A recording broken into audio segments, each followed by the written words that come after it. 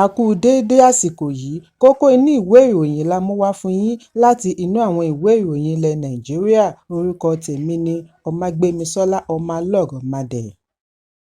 Lẹ́yìn tí gómìnà ìpínlẹ̀ Akwa Ibom Umo Eno Bode tí ẹgbẹ́ òṣèlú All Progressives Congress (APC) lánàá ọjọ́ Ẹtì, àpẹẹrẹ fi ojú hàn wípé ó ṣeéṣe kí àwọn gómìnà mìíràn sì fi ẹgbẹ́ òṣèlú People's Democratic Party (PDP) sílẹ̀ lọ APC. Eno ni ó di gómìnà kejì láti fi PDP sílẹ̀ ní ẹkùn gúúsù lẹ́yìn gómìnà ìpínlẹ̀ Delta Sheriff Oborevwori láàrin oṣù méjì. Pẹ̀lú ìgbésẹ̀ tí ó ṣẹ̀ṣẹ̀ wáyé báyìí, APC ti ní gómìnà ní ìpínlẹ̀ 23, PDP ní 10, nígbà tí Labour, All Progressives Grand Alliance àti New Nigeria People's Party ní ẹyọ ìpínlẹ̀ kọ̀ọ̀kan. Ẹlòmíràn tí wọ́n tún fi ojú sí lára báyìí ni gómìnà ìpínlẹ̀ Adamawa Ahmadu Fintiri, Peter Mbah láti ìpínlẹ̀ Enugu, Caleb Mutfwang láti Plateau àti gómìnà tí wọ́n jáwé gbélé ẹ̀ fún Siminalayi Fubara. Fintiri ni a gbọ́ wípé ó ní ìpàdé pẹ̀lú National Security Adviser (NSA) Nuhu Ribadu. Àìpẹ́ yìí ni gómìnà yìí jìnnà sí igbákejì ààrẹ ìjẹta Atiku Abubakar yàtọ̀ sí ti àtijọ́. Àìpẹ́ yìí ni Atiku ní ìpàdé pẹ̀lú alátakò Fintiri níbi ìdìbò ọdún 2023 Aisha Dahiru Binani, tí òun náà ti yapa kúrò ní ọ̀dọ̀ àwọn adarí APC ní ìpínlẹ̀. Gbogbo ìgbà ni PDP ẹ̀ka ìpínlẹ̀ Enugu máa ń gbè lẹ́yìn Mbah bí ìròyìn bá ti kàn wípé ó ti kọjá sí APC. Irúfẹ́ ìṣẹ̀lẹ̀ báyìí ni ó wáyé ní ìpínlẹ̀ Delta kí Oborevwori tó padà sọ di òótọ́ mọ́ wọn lọ́wọ́ pẹ̀lú aṣíwájú rẹ̀ Senator Ifeanyi Okowa. Fubara ni a gbọ́ wípé ó ní ìpàdé pẹ̀lú ààrẹ Bọ́lá Tinubu ní ilẹ̀ United Kingdom níbi ìrìnàjò rẹ̀ kẹ́yìn lọ ilẹ̀ òkèèrè. Bákan náà ni àwòrán rẹ̀ jẹ jáde lórí ẹ̀rọ ayélujára lẹ́yìn ìpàdé rẹ̀ pẹ̀lú Tinubu ní ọjọ́ Àìkú ní ìpínlẹ̀ Èkó. Síwájú àkókò yìí ni Fubara gbóríyìn fún iṣẹ́ Tinubu níbi ìpàdé pẹ̀lú àwọn tí ọ̀rọ̀ kàn tí ó wáyé ní ọjọ́ 29 oṣù karùn-ún. Gómìnà ìpínlẹ̀ Ọ̀ṣun Adémọ́lá Adélékè náà fa ìkùnsínú lẹ́yìn àbẹ̀wò rẹ̀ sí ilé Tinubu ní ìpínlẹ̀ Èkó. Níbi ìpàdé gbogbogbò APC tí ó wáyé ní ọjọ́ 22 oṣù karùn-ún ọdún 2025 ni Tinubu ti ní bí àwọn alágbára ẹgbẹ́ òṣèlú PDP ṣe ń kọjá sí APC lọ pẹ̀lú ìlànà òfin ẹ̀tọ́ ọmọnìyàn, ṣùgbọ́n ààrẹ kọ àhesọ wípé ìgbésẹ̀ yìí lè yọrí sí ìlú olóṣèlú kan ṣoṣo. Ẹ̀kúnrẹ́rẹ́ ìròyìn wà ní ìwé ìròyìn Punch tó jáde lónìí. Ààfin Aláàfin ìlú Ọ̀yọ́ Ọba Abímbọ́lá Ọ̀wọ́adé ti ṣàlàyé ìdí tí ọba kò ṣe ṣe àbẹ̀wò sí ààfin Ọọ̀ni Ilé-Ifẹ̀ Ọba Adéyẹyè Ògúnwùsì nígbà àbẹ̀wò rẹ̀ sí ìpínlẹ̀ Ọ̀ṣun. Gẹ́gẹ́ bí ààfin ṣe ṣàlàyé, Ọba Ọ̀wọ́adé ní lọ́kàn láti fi ààfin Ọọ̀ni ṣe ibi àbẹ̀wò àkọ́kọ́ kí wọ́n tó wí fún un wípé Ọba Adéyẹyè kò sí lórílẹ̀-èdè. Níbi ìfọ̀rọ̀wánilẹ́nuwò ní Ọlọ́wọ̀ Ọ̀tún Ọba Kọ́ládé Ọládélé ti ní amúgbálẹ́gbẹ̀ẹ́ Aláàfin ti kàn sí ààfin Ọọ̀ni láti jẹ́ kí wọ́n mọ̀ wípé Ọba Ọ̀wọ́adé ń bọ̀ kí wọ́n tó fèsì wípé Ọọ̀ni ti rìnrìn àjò. Ìdí nìyí tí àwọn fi wá kọjá sí ọ̀dọ̀ Olúwo. Ọjọ́ Ìṣẹ́gun ni Ọba Ọ̀wọ́adé ṣe àbẹ̀wò sí Olúwo, ìgbésẹ̀ tí ó ti dá awuyewuye sílẹ̀ pẹ̀lú àhesọ fàákájà àárín Aláàfin àti Ọọ̀ni. Fàákájà yìí ni Olúwo túbọ̀ bu bẹtiró sí bí ó ṣe kéde wípé ipò Aláàfin ju gbogbo ipò lọ́balọ́ba ní ilẹ̀ Yorùbá lọ. Ìwádìí jẹ́ kó di mímọ̀ wípé Olúwo ti ń ní fàákájà pẹ̀lú Ọọ̀ni. Èsì rẹ̀ yìí wáyé láàrin ọ̀rọ̀ tó ń lọ pẹ̀lú àwọn alátìlẹyìn ọba méjèèjì lórí ẹni ipò rẹ̀ ní agbára jù láàrin ọba méjèèjì. Bákan náà ni Ọlọ́wọ̀ Ọ̀tún Ọba Ọ̀wọ́adé kéde wípé láìpẹ́ Aláàfin yóò ṣe àbẹ̀wò sí ọ̀dọ̀ gómìnà ìpínlẹ̀ Ọ̀ṣun Adémọ́lá Adélékè àti Ọọ̀ni.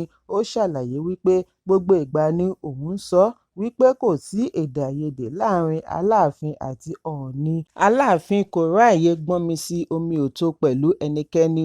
Ohun tí ó ṣe kókó sí ọba ni ìṣọ̀kan àti ìdàgbàsókè ìran Yorùbá. Ó sì ní àfojúsùn láti mú kí èyí wá sí ìmúṣẹ. Bákan náà ni Olówù ti Kútà Ọba Adékúnlé Oyèlúdé sọ fún akọ̀ròyìn ní Ọjọ́bọ̀ wípé òun gbọ́ nípa èròńgbà Aláàfin àti ṣe àbẹ̀wò sí ọ̀dọ̀ Ọọ̀ni kí ó tó kọjá sí ọ̀dọ̀ Olúwo, ṣùgbọ́n adarí ìròyìn ní ààfin Ọọ̀ni Moses Ọláfáre ní kò sí ìwé àkíyèsí tàbí ẹ̀rọ ìbánisọ̀rọ̀ kankan tí wọ́n fi ránṣẹ́ sí ààfin lórí èròńgbà àti ṣe àbẹ̀wò sí Ọba Ògúnwùsì kí ó tó rin ìrìnàjò lọ ilẹ̀ òkèèrè. Ọ̀kan lára àwọn ẹ̀ṣọ́ wọn nìkan ni ó fi tó wọn létí wípé ẹnìkan pè láti ààfin Aláàfin láti béèrè bóyá bàbá wà nílé, ó sì sọ fún onítọ̀hún wípé wọn kò sí nílé. Ọláfáre ní kò sí ẹni tí kò mọ̀ wípé bàbá kò sí nílé, wọn kò fi àkíyèsí ránṣẹ́ kí bàbá tó fi orílẹ̀-èdè sílẹ̀. Ẹ̀kúnrẹ́rẹ́ ìròyìn wà ní ìwé ìròyìn Punch tó jáde lónìí. Kò dín ní 160 ènìyàn 160 níbi tí a ti rí ológun méjì àti ìlúmọ̀ọ́ká òṣìṣẹ́ ọlọ́pàá kan tí wọ́n ṣekú pa láàrin oṣù kan sẹ́yìn ní ìpínlẹ̀ Benue nínú ọ̀kan lára ìkọlù tí ó ní agbára láti ọ̀dọ̀ àwọn Fúlàní darandaran. Yàtọ̀ sí ìṣòfò ẹ̀mí, ìkọlù yìí sọ ọ̀pọ̀lọpọ̀ di aláìnílélórí. Àwọn obìnrin ìpínlẹ̀ Benue ti wá kán sí ojú pópó ní ọjọ́ díẹ̀ sẹ́yìn láti béèrè fún ìgbésẹ̀ oníkíákíá láti ọ̀dọ̀ ìjọba láti fi fòpin sí ìjàmbá bí wọ́n ti ní àwọn oníṣẹ́ láabi yìí ti sọ wọ́n di opó ọ̀sán gangan. Èyí wáyé bí àwọn ọmọ ẹgbẹ́ Tífé ṣe ń béèrè fún ìgbésẹ̀ láti gbèjà ara wọn bí ìjọba kò bá lè rí nǹkan ṣe sí i láti fi gbèjà ará ìlú. Àkọọ́lẹ̀ ṣe àfihàn wípé ìkọlù tí ó wáyé ní ọjọ́ kejì oṣù karùn-ún ọdún 2025 ni wọ́n ṣe sí ìlú Àpẹ́tẹ̀ ní ìjọba ìbílẹ̀ Apa níbi tí wọ́n ti ṣekú pa ènìyàn 4, ọ̀pọ̀ fi ara pa tí ọ̀pọ̀ sì di àwátì. Ọjọ́ 4 oṣù karùn-ún ni a gbọ́ wípé àwọn wọ̀nyí tún ṣekú pa èrò ọkọ̀ 2 nínú ọkọ̀ akérò lẹ́yìn tí wọ́n yìnbọn fún dẹ́rẹ́bà tí wọ́n jí àwọn 4 gbé ní ojúnà Àdókà-Òtùpó ní ìjọba ìbílẹ̀ Òtùpó. Ọjọ́ 6 oṣù yìí kan náà ni a gbọ́ wípé wọ́n ṣekú pa olóyè kan láàrin ẹgbẹ́ òṣèlú APC tí wọ́n pe orúkọ rẹ̀ ní Johnson Akabo àti àwọn 6 mìíràn ní ìkọlù ọ̀tọ̀ọ̀tọ̀ ní ìjọba ìbílẹ̀ Ìlà-Oòrùn Gúà àti Makurdi. Olórí ìletò Òdùgbèrò ní ìjọba ìbílẹ̀ Àgàtú, Olóyè Anthony Adéjọ àti ẹnìkan ni wọ́n ṣekú pa sínú oko ní ọjọ́ 2 ní Òtòbí Apa, ìjọba ìbílẹ̀ Òtùpó. Ọjọ́ 10 ni ènìyàn 23 di olóògbé ní ìjọba ìbílẹ̀ Gúmá, Lágò, Ukum àti Kwandé. Ìkọlù wọ̀nyí pọ̀ lóríṣiríṣi. Ìdí nìyí tí àwọn obìnrin fi kán sí ojú pópó láti béèrè fún ìgbésẹ̀ oníkíákíá láti ọ̀dọ̀ ìjọba. Àwọn obìnrin tí wọ́n kórajọ lábẹ́ ọ̀mbrádà The Voice of the Voiceless Women in Apa ni wọ́n gbé pátákó dání pẹ̀lú oríṣiríṣi àkọlé bíi Fúlàní ẹ dákun àti máa pa àwọn ọkùnrin wa. Apa jẹ́ ilẹ̀ wa kì í ṣe ilẹ̀ Fúlàní. Apa ti di ìlú opó. Ìjọba ti já wa kulẹ̀. Ìjọba ẹ gbà wá kí a tó kú tán. Fúlàní gbọ́dọ̀ lọ àti bẹ́ẹ̀ bẹ́ẹ̀ lọ. Ẹ̀kúnrẹ́rẹ́ ìròyìn wà ní ìwé ìròyìn Vanguard tó jáde lónìí. Gómìnà ìpínlẹ̀ Akwa Ibom Umo Eno ti ṣàlàyé ìdí tí ó fi kọjá sí ẹgbẹ́ òṣèlú APC bí ó ti tọ́ka sí Bíbélì àti àpẹẹrẹ àwọn ọmọ Ísákà nínú ìwé mímọ́ tí wọ́n lè túmọ̀ ìṣẹ̀lẹ̀ tí ó lè ṣẹlẹ̀ nísinsìnyí àti lọ́jọ́ iwájú. Ṣùgbọ́n PDP fèsì sí ìgbésẹ̀ gómìnà Eno bí wọ́n ti ṣe àpèjúwe rẹ̀ ní ìmọ̀tara rẹ̀ nìkan tí ó ṣe lòdì sí ìfẹ́ ará ìlú. Wọ́n fìdí ẹ̀ múlẹ̀ wípé ìdìbò ọdún 2027 yóò jẹ́ nípa Nàìjíríà kì í ṣe nípa èrò ara ẹni nìkan. Àwọn gómìnà APC ní tiwọn kí ìyàwó àṣẹ̀ṣẹ̀gbé yìí káàbọ̀ sáàrin wọn bí wọ́n ti fi dá lójú wípé kò ní kábàámọ̀ àti darapọ̀ mọ́ ẹgbẹ́ ìlọsíwájú. Ẹ̀kúnrẹ́rẹ́ ìròyìn wà ní ìwé ìròyìn Vanguard tó jáde lónìí.